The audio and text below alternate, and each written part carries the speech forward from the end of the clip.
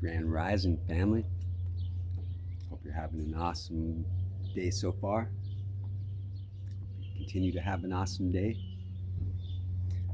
Little passage from Swami Chetanananda from the Breath of God about a total commitment to growing. Total commitment to growing. See, people come to the spiritual life. People come to the spiritual life and to a spiritual practice for many reasons. But the most basic one is the wish to know God,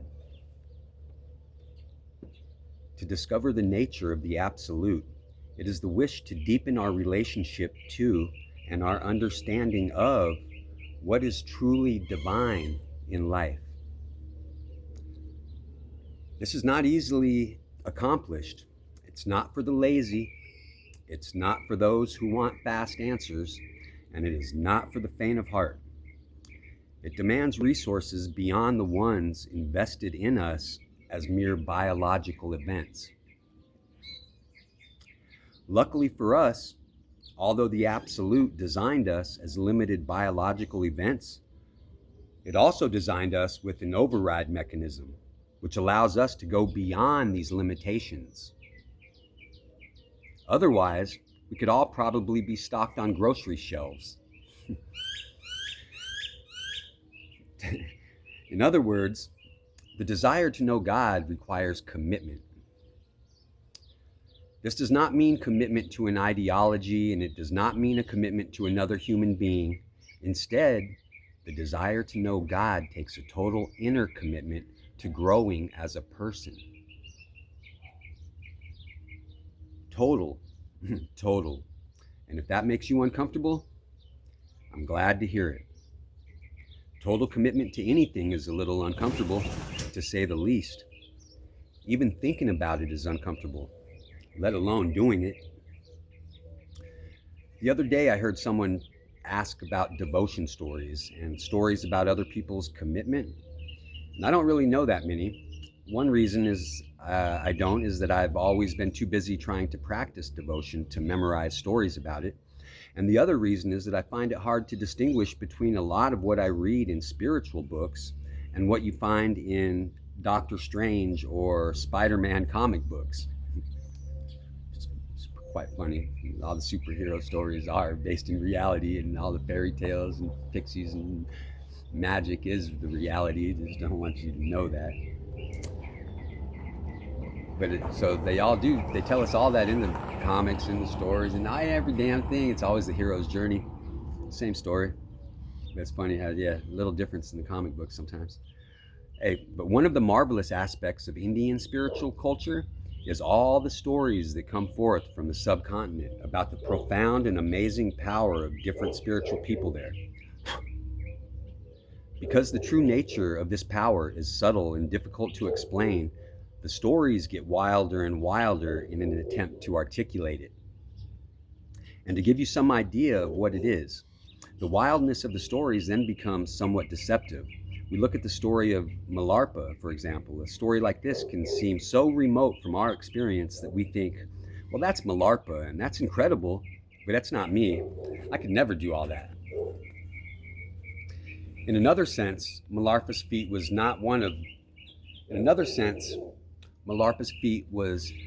really one of great conscious devotion.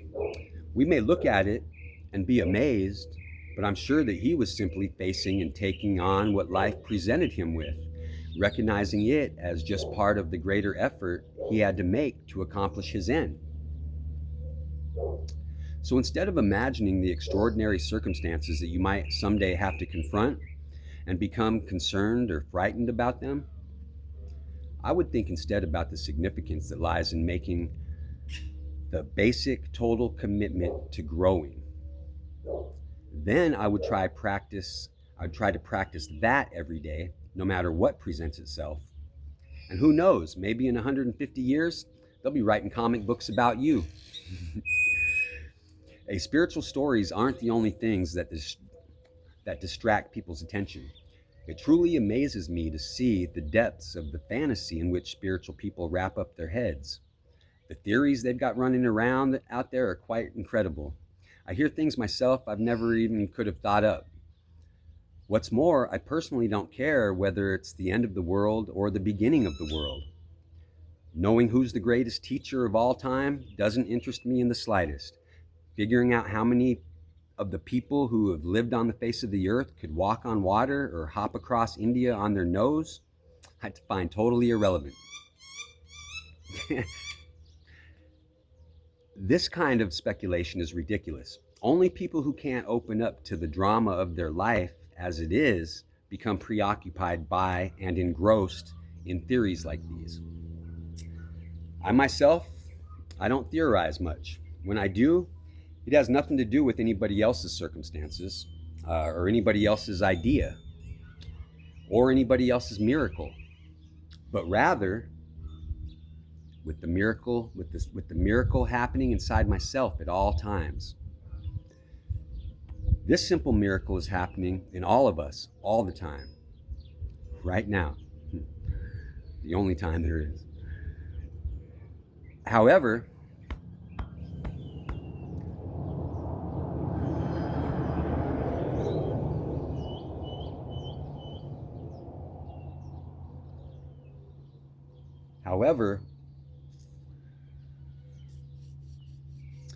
we discover it only when all of our stories and all of our theories and all of our ideas, and I do mean all, are swept away. At that point, all the concepts on which these ideas are built just release, allowing us to begin to see a simple but dazzling, sophisticated power within. This is the source of ourselves, of our world, and of everything we can sense. The total commitment that this requires does not allow us to turn away from our own lives. It in no way diminishes our relationship with anybody else or with the world. Au contraire. You cannot say, I have a total commitment to growing, so I don't have time to deal with you right now. As for all those other people over there, they're too stupid for me to bother with. It's not like that at all. This total commitment to growing is also a total commitment to living our life in harmony on all levels and in balance, and to demonstrating love and respect for all human beings and all things, as they are all sacred and divine. There's nothing that isn't. Without this, total commitment to anything becomes dry and dusty. You can turn into a rigid kind of fanaticism. Done this way, it makes you demand more and more and more of everyone and everything else around you. It isn't that you don't have to be fanatical, you do, but not in a dry, joyless way. It's like this. In the beginning, we demand much of ourselves. We give ourselves over to this effort to understand God. We do this with the profound love that allows the commitment to mature within us. Love and devotion are the indispensable parts of this total commitment to growing. They are what allow it to mature into something beautiful and luscious, and to manifest itself as a profound joy within.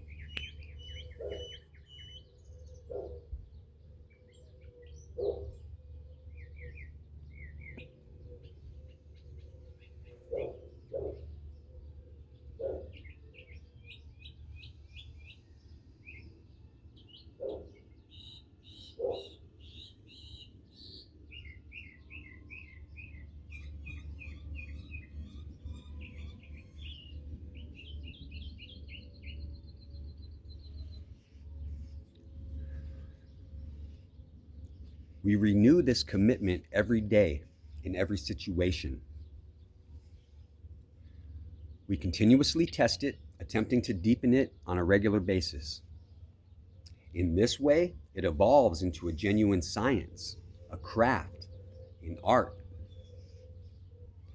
It allows us to begin to tap resources within ourselves that go beyond the capacity of our human nature, beyond the narrow band on which our minds transmit and receive. Connect the heart and mind with breath and get beyond all conceptions and perceptions of death. Hey, this total commitment is like a center of gravity. It is an intense point within us, around which the creative energy of life itself can begin to mobilize and focus. In turn, a field of grace establishes itself around this focus. In turn, a field of grace establishes itself around this focus. This is the best way I know how to tell you about it. The presence of an energy field powerful enough to enable us to participate tangibly in that part of us which transcends our humanity is possible only because of our total commitment to growing. Is possible only to our total commitment to growing. The possibility to get beyond this biological event. We have that capacity, that ability, that gift, that blessing every day with every breath. It is impossible to underestimate the importance of this simple but total commitment. The alternative is a kind of hysteria which causes us to be consumed by whatever tension is present. Without this total commitment to growing, whatever happens to you is just another slap in the face. Then what does life become? Just a long series of slaps in the face. Even worse, we get so conditioned to it that when we're not getting hit, we think, hey, this is a wonderful time. Our total commitment to growing is a tremendous source of strength for each of us as human beings. It allows us to take every painful and difficult situation and to absorb it, to digest it, and to grow from it. To reframe our commitment, to reaffirm our commitment, is to open ourselves to the presence of a grace that will lift us up out of any difficulty and resolve it perfectly in favor of our growth. I don't care who you are, what you do for a living, or how you live your life. There's not one of us who cannot benefit tremendously from a continuously deepening commitment made out of love and devotion to be better at all things that we have to do.